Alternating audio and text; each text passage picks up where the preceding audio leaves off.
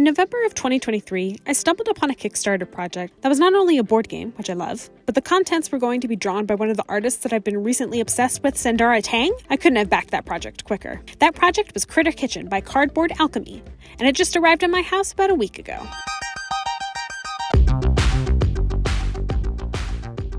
This massive board game has all of the components that make me very happy. A cute premise, cohesive artwork, tactile components, and a good combination of luck and strategy. You are one of the 7 restaurants participating in Restaurant Week, where you know esteemed food critics will be visiting your restaurant and rating your food. So, you are sending out your workers of various strength and size to gather the ingredients you need, not only to create challenging dishes throughout your week, but to gather the most delicious ingredients to impress the critic. I immediately have to gush about Sandara Tang's work. As an aspiring artist myself, to see just the sheer amount of work that she put into this project is truly inspiring. They also have worked with Cardboard Alchemy on another adorable game, Flamecraft, with little dragons that specialize in certain trades. So I knew I was going to see a lot more of their lovely artwork, but boy, did I not realize how much. Each player has their own unique player screen to hide their ingredients, if they wish to do so. Plus, it has good reminders of how the game works. Each screen correlates to the color they choose, each color a unique-looking restaurant with a matching kitchen and workers. Sandara was able to create a unique feel for each restaurant, while her unique mythical creatures helped unite them all into the same world. And instead of just copying and pasting each chef, she drew unique features on each of them. Such detail. Players also have 3 plates to create their challenge meals with, as well as their 7-course critic meal platter. They also have their own small deck of location cards, which we'll talk about in a sec. Each player also has their own chef hat that will represent them in the choice order.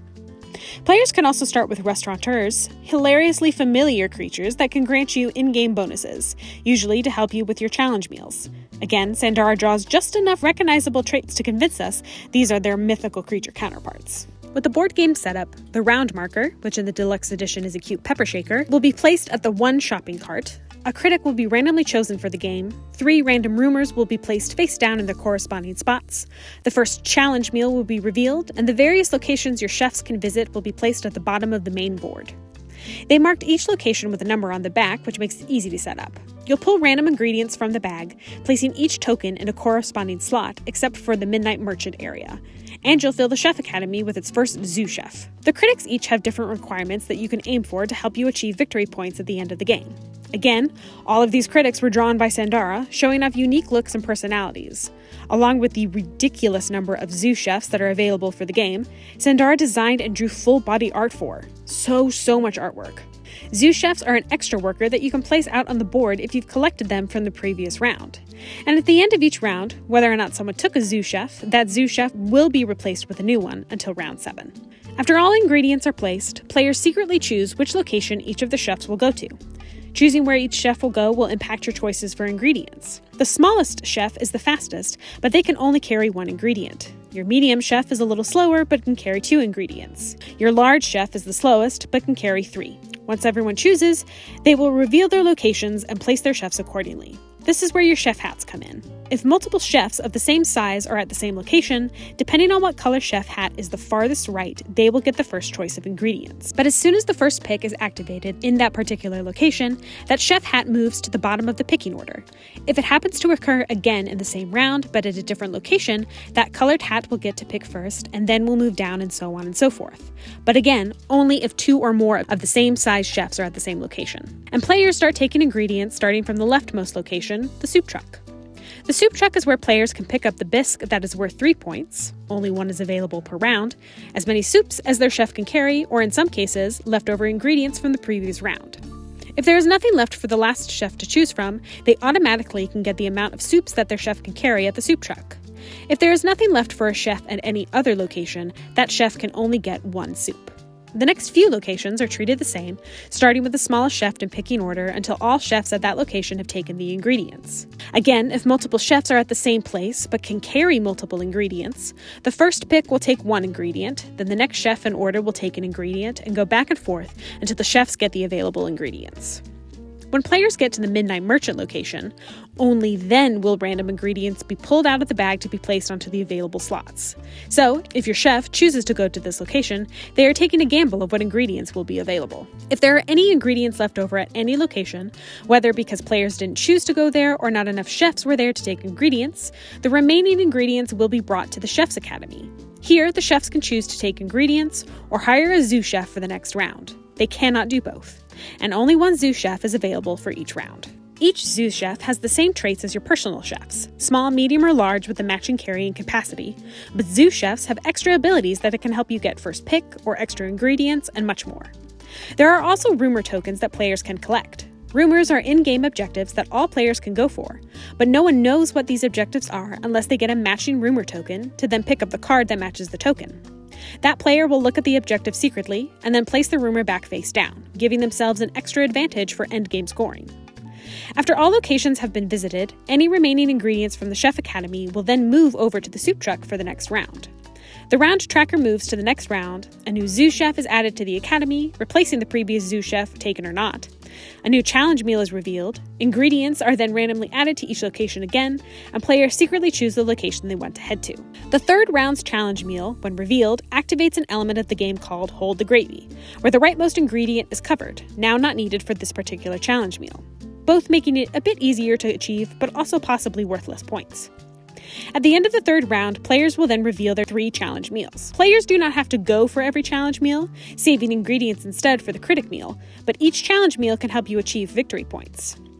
As long as the player has one of the main ingredients for the meal, it will be able to be scored, but you must have soups or bisque to replace the missing ingredients.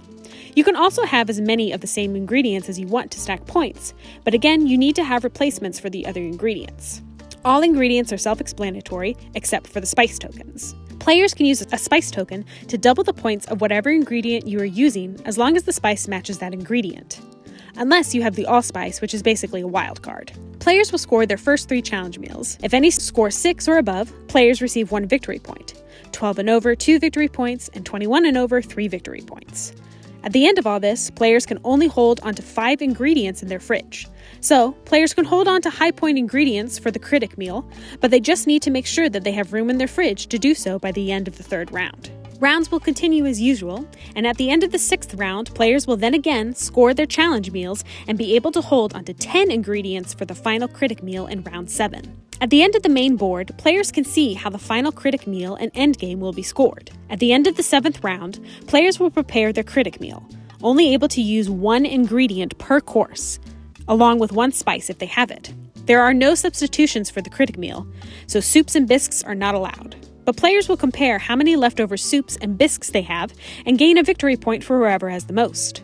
If players have all 7 courses, represented by an ingredient in that slot, they will receive a victory point. Then each player will compare the score of each course, receiving victory points for whoever has the best of each course.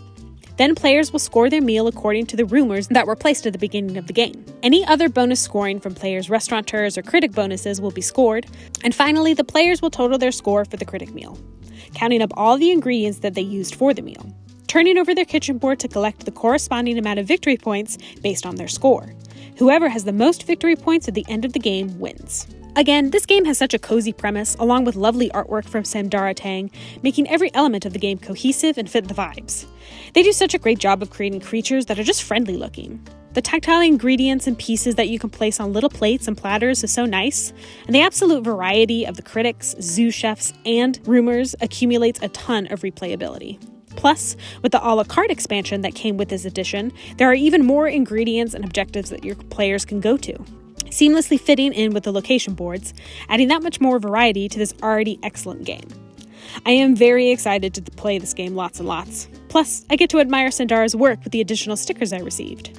If you liked this game's artwork or the little preview of Flamecraft, follow her on Instagram. You'll also see their more realistic artwork and other projects they are working on. They're awesome. I just wanted to gush on this game because I've been waiting almost a year and a half for it, and it was worth the wait. Plus, again, I love the artwork, and the sheer amount of work that Sandara must have put into this is ridiculous and jaw-dropping. So anyways, I hope you liked this video. Recommend to me artists that you guys like, what board games you're most excited for, and more. Tell me in the comments, and I'll see you next week for another art video. Thanks so much for watching, and I'll see you next time. Bye!